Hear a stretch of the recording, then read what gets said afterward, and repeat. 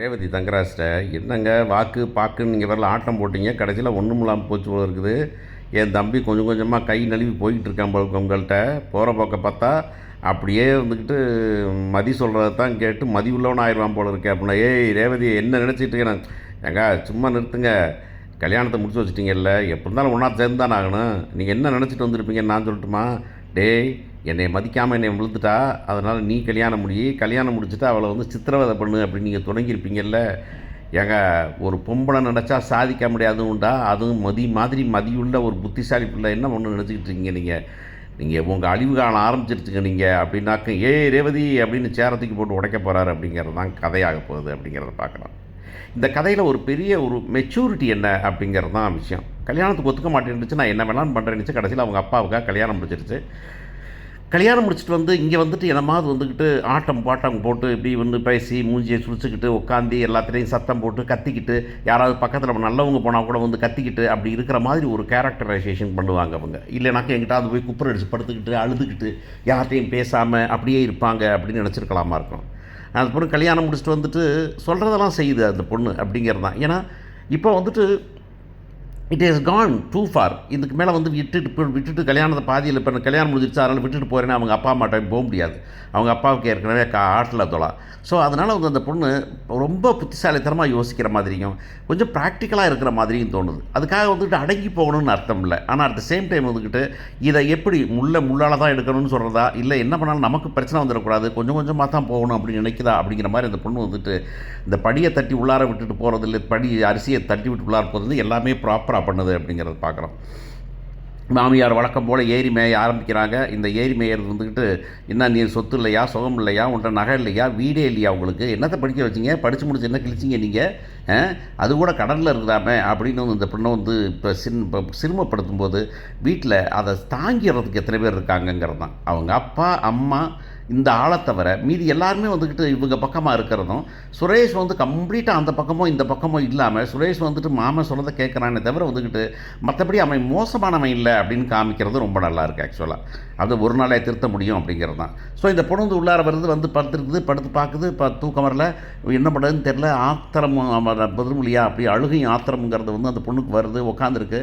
அப்புறம் இவர் வராரு, இவர் வந்து உள்ளார போகிறாரு, உள்ளார போய் அவராலையும் ஒன்றும் பேச முடியல. அவர்னாச்சும் வந்துக்கிட்டு ஆய் போய் என்னமா சத்தம் போடுவாரோ அப்படின்னு நினச்சேன் நான். சுரேஷ் சுரேஷ் வந்துக்கிட்டு அதான் சரி, பேசிக்கலாக சுரேஷ் நல்லவன் தான், அவன் வந்து கெடுத்ததெல்லாம் இந்த பக்கம் தான் அப்படின்னு ஒரு பக்கமாக வந்துட்டு பழி போடுறதுக்கு ஒரு வில்லன் இருப்பான். அந்த மாதிரி போடுறதுனால இந்த மாதிரி பசங்களும் உண்டு, தானாக சொந்தமாக முடிவெடுக்காமல். இந்த காலத்தில் ரொம்ப பேர் அப்படி தானே, நிறைய பேருக்கு டெசிஷன் மேக்கிங் அப்படிங்கிறதே கிடையவே கிடையாது. அதனால் யார் மேலே பழிய போட்டுருவாங்க. பொண்ணு பார்க்கறதுலேருந்து ஆரம்பித்து கல்யாணம் முடிக்கிறது படிக்கிற வரைக்கும் நானாக முடிவு பண்ணி நீ தானே முடிவு பண்ணுன்னு யார் மேலே பழிய தூக்கி போடுறது பார்ப்பாங்கன்னு பார்ப்போம். அந்த மாதிரி இவன் எல்லாம் அவனுடைய கெட்ட பழக்க வழக்கம், சண்டை தகராறு அடிதடி எல்லாத்துக்கும் காரணம் யாருனாக்க மாமா தான், தங்கராஜ் தான் பண்ணுறாரு இந்த பக்கம் ஒதுங்கிறதுக்கு வழி இருக்குது. ஸோ அது பேசிக்கலாக வந்து இங்கே வீட்டுக்குள்ளே வரும்போது அவன் அதை பற்றி பண்ண முடியல. அதனால் வீட்டில் வந்து என்ன பண்ணுறான்னு ரூம் வந்து இந்த பொண்ணை பார்க்குறான், என்ன பண்ணுறதுன்னு தெரில, வெளியே போகிறான், உள்ளார வாரான், நடந்து பார்க்குறான், கடைசியில் வந்து படுத்து பக்கத்துலேயே தூங்கிடுறாங்க. ஸோ ஒரு ஷாக்கிங்காகவே இருந்ததுன்னு வச்சுக்கிறேன். ஒரு தலைநை கூட நான் கீழே போய் படுக்கிறேன் அப்படின்னும், தலைநை கூட பரண்டாவில் படுக்கிறேன் அப்படின்னா படுக்காமல் சரி இதுதான் விட்டது அப்படின்னு சொல்லிட்டு அவனும் படுத்துருக்கிறது, இந்த பொண்ணு படுத்துருக்கிறதும் நல்லாயிருக்கு. இப்போ இந்த காலைல எந்திரிக்கலை, என்ன லேட்டாக தூங்கினாங்க, எந்திரிக்கலை, இந்த அம்மா எழுந்திரிட்டு காலைல எந்திரிக்கலாங்கிறது வந்து வழக்கமாக உனக்குன்னு ஒரு மருமக இருக்கா, 4:30 மணிக்கெலாம் எந்திரிச்சு உள்ளாடுறதுக்கு ஆடிட்டு இருக்குது. இந்த பொண்ணு வந்துட்டு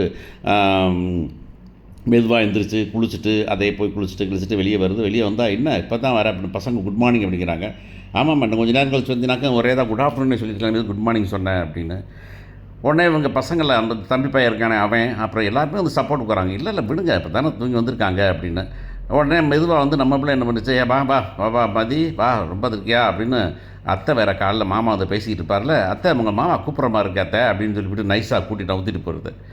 அவன் பாக்கியராஜ் வழக்கம் போல் வந்து அதுக்கு சப்போர்ட் பண்ணுறான் அப்படிங்கிறத பார்க்குறோம். ஆனால் இவர் இன்னும் தூங்கி எந்திரிக்கலை அப்படிங்கிறது தான். அப்புறம் இந்த பொண்ணு போகுது. அந்த சின்ன பொண்ணு இப்போ மலரோட பொண்ணு நல்லா ஒட்டிக்குது, இந்த சின்ன பொண்ணு அதுவும் ஒட்டிக்குது. இந்த பையன் அண்ணின்னு நல்லா பேசிக்கிறான். ஸோ இந்த பொண்ணால் வந்துட்டு எதையும் மறுக்க முடியல. ஸோ இந்த பக்கம் வந்து தப்பானவங்க அப்படின்னு தங்கராசையும், தப்பானவன் அப்படின்னு சுரேஷையும் வச்சுக்கிட்டு இருந்தாலும் கூட, இங்கே வந்து பார்க்கும்போது வீட்டில் இருக்கிற ரேவதியாக இருக்கட்டும், மலராக இருக்கட்டும், அது தங்கச்சியாக இருக்கட்டும், தம்பியாக இருக்கட்டும், வளர குழந்தையாக இருக்கட்டும், எல்லாமே இவங்கள்ட்ட பாக்கியராஜா இருக்கட்டும், எல்லோரும் மாசமாக இருக்கும்போது இந்த பொண்ணால் டக்குன்னு இதை மீறிட்டு போக முடியல. அதனால் பேசும்போது என்ன படிக்கிறீங்க, என்ன பேசுகிறீங்க, என்ன பண்ணிக்கிட்டு இருக்கீங்க என்பது பதில் சொல்கிறது நல்லாவே இருக்குது. ஸோ இந்த கதையில் இந்த பொண்ணு பிளண்ட் ஆகி ஆகணும், சும்மா மூஞ்சியை முடிச்சுக்கிட்டு இருக்கிறது இல்லை, பிளண்ட் ஆகி தான் வந்துட்டு பிளண்ட் ஆகி இவனை திருத்தணுங்கிறது தான் இந்த கதையோட சாராம்சமே போகும் அப்படிங்கிறது தான். ஆனால் இத்தனை பேர் நல்லவங்களுக்கும் எதிராக தங்கராசு ஒத்தாளாக நின்று குரல் கொடுக்கும்போது தங்கராசோட நடிப்பை நம்மளால் பாராட்டாமல் இருக்கவே முடியாது. நமக்கு குறிஞ்சிநாதன் வந்துட்டு ஒரு சீசன்டு ஆர்டிஸ்ட்டாக அவர் பண்ணுறது, கோபமாக இருக்கிறதோ வருத்தமாக இருக்கிறதோ அப்படியே வில்லத்தனம் பண்ணுறதோ எல்லாத்தையும் ப்ராப்பராக பண்ணுறாரு. அவருக்கு ஈக்குவல் ரேவதியை சொல்லவே வேண்டியதில்லை. அப்படியே வாயை திறக்காமே பலார்னு அவனுக்கு ஒரு புழை போட்டு போயிட்டே இருக்குது. இந்த பக்கம் மலர் வந்துக்கிட்டு மாமியாருக்கு போடுற மாதிரி. ஸோ இப்போ காஃபியெல்லாம் முடிச்சாச்சு, சாப்பிட்டு பிரேக்ஃபாஸ்ட் முடிச்சுட்டு வந்து நிற்கிது. இவங்க எல்லாம் உட்காந்துருக்கும்போது நான் வந்துட்டு மாமான்லாம் கூப்பிடல அந்த பொண்ணு. நான் வந்து எங்கள் அப்பாவுக்கு உடம்பு முடியல போகணும் அப்படின்னு. ஏன் பேசலையாருன்னா ஃபோன் பண்ணால் ஃபோன் எடுக்கலை, ஃபோன் சுவிட்ச் ஆஃப்டாக இருக்குது, அவர் உடம்பு முடியல பார்க்கணும் அப்படின்னு சொல்கிறியா இல்லை பார்க்க போகிறதுக்கு பெர்மிஷன் இருக்கிறியா அப்படின்னு கேட்கும்போது அந்த பொண்ணு வந்துக்கிட்டு பெர்மிஷன் கேட்குறேன்னு சொல்லாமையே எனக்கு பார்க்கணும் அப்படின்னு சொல்லிடுது.